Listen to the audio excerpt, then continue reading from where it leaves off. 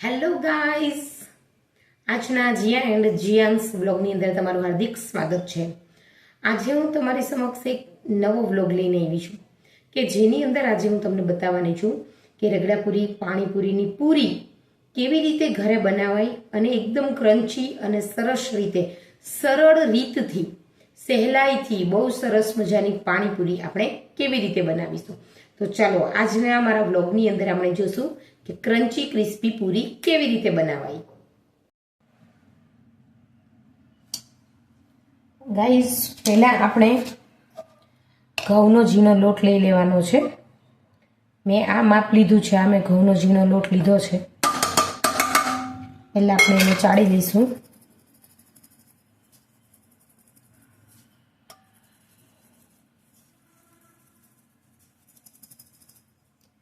ત્યાર પછી આપણે સૂજી લઈશું।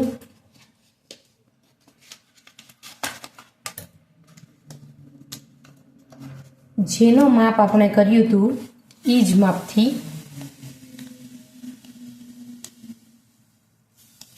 જેટલો ઘઉંનો લોટ લીધો એટલો જ આપણે સૂજી લીધો છે, બરાબર। સૂજી રવો બેય તમે ઉપયોગ કરી શકો। એને પણ આપણે ચાળી લઈશું।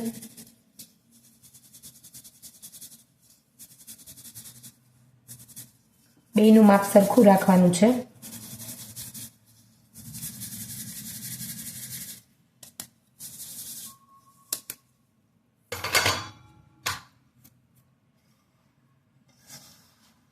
હવે આપણે એને વ્યવસ્થિત રીતે મિક્સ કરી લેવાનો છે,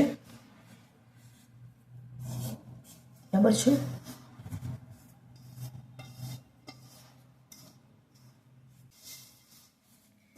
લોટને બરાબર રીતે મિક્સ કરી લેવાનો છે। હવે એની અંદર અમે ટાટાનો સોડા નાખ્યો છે। તમારે જે પણ સોડા હોય ઘરમાં એ નાખી શકો છો। હું તમને માપ કહી દઉં કે મેં આટલો લોટ લીધો છે ને, એક મોટી થાળીથી થોડોક વધારે તો એના માટે મેં આટલો ચપટી જેટલો જ, ચપટીથી થોડોક વધારે એટલો જ સોડા લીધો છે, બરાબર। એ સોડાને નાખીને બરાબર રીતે મિક્સ કરવાનું છે।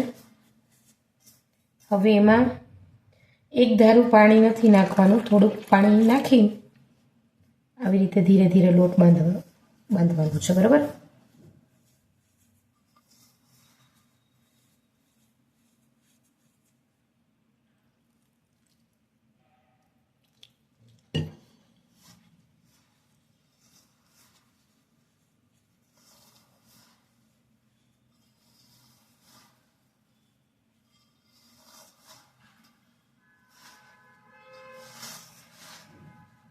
કેમ કે આમાં આપણે રવો કે સૂજી જે પણ કાંઈ બેમાંથી તમે નાખો એ પછી પાણી પીવે, એટલે લોટ એ રીતે બાંધવાનો છે।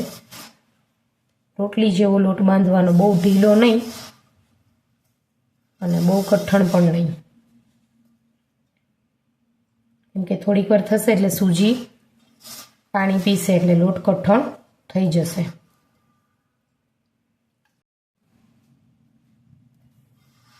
વધુ પડતો ઢીલો લોટ બાંધવાનો નથી અને બહુ કઠણ પણ નહીં।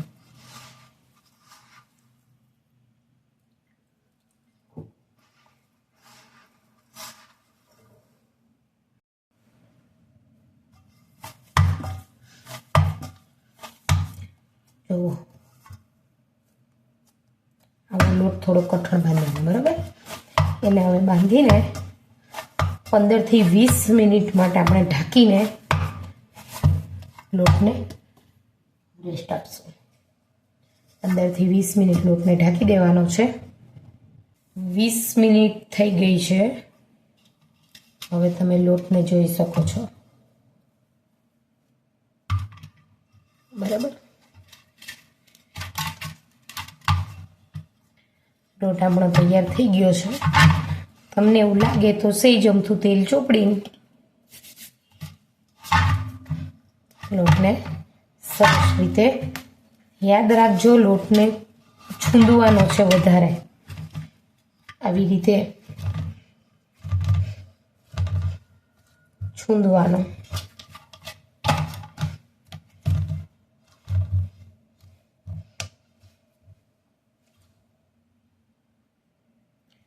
જેટલો લોટને આપણે વધારે છૂંદશું ને એટલો લોટ પોચો બનશે, બરાબર.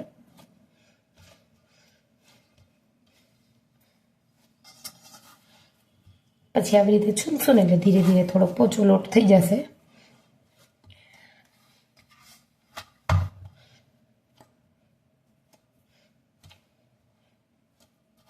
વધારે છૂંદવાથી પૂરી ક્રિસ્પી બને છે.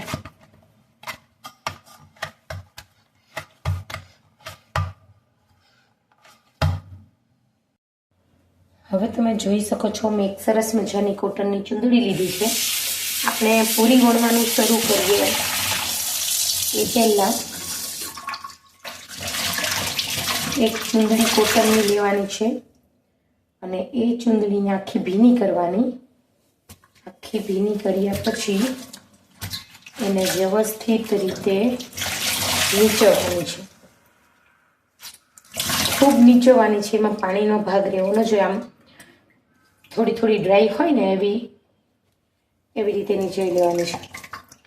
કેમ કે આ ચૂંદડીની અંદર આપણે પૂરીને સૂકવતું જવાનું છે અને પાછો આ જે થોડો થોડો ભીનો કટકો હોય એની ઉપર ઢાંકી દેવાનો છે. હું તમને બતાવું છું.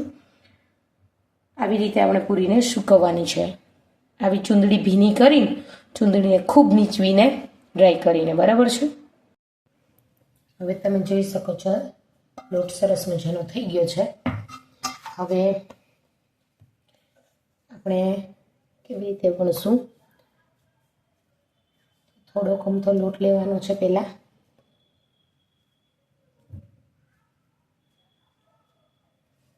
બરાબર.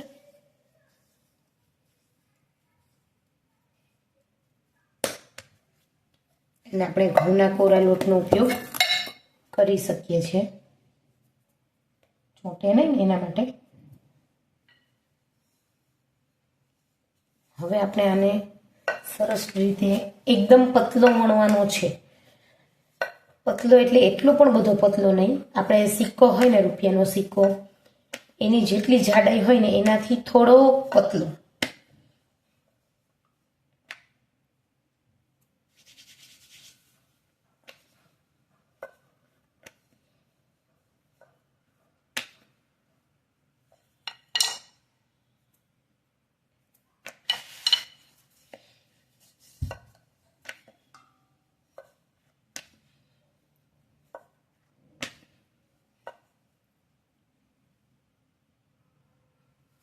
જોઈ શકો છો, એકદમ મેં પતલી કરી છે, બરાબર.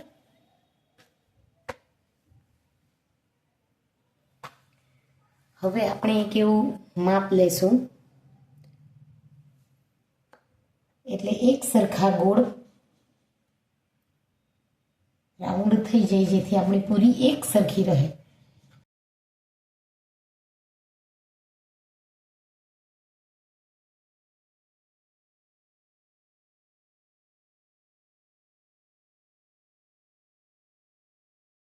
ભીની કરેલી ચૂંદડીમાં મેં વ્યવસ્થિત રીતે પૂરીને ઢાંકી દીધેલી છે.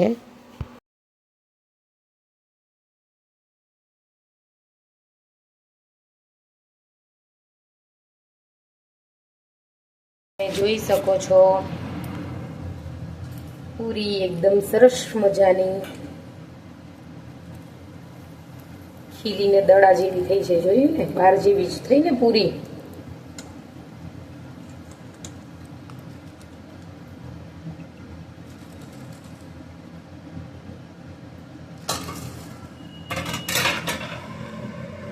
એકદમ બાર જેવી ખીલી ખીલીને સરસ મજાની પૂરી થઈ છે. જોઈ તો જરૂરથી ટ્રાય કરજો અને ઘરે બનાવજો. બહુ સરસ પૂરી થશે. જોઈ શકો છો, એકદમ ક્રન્ચી.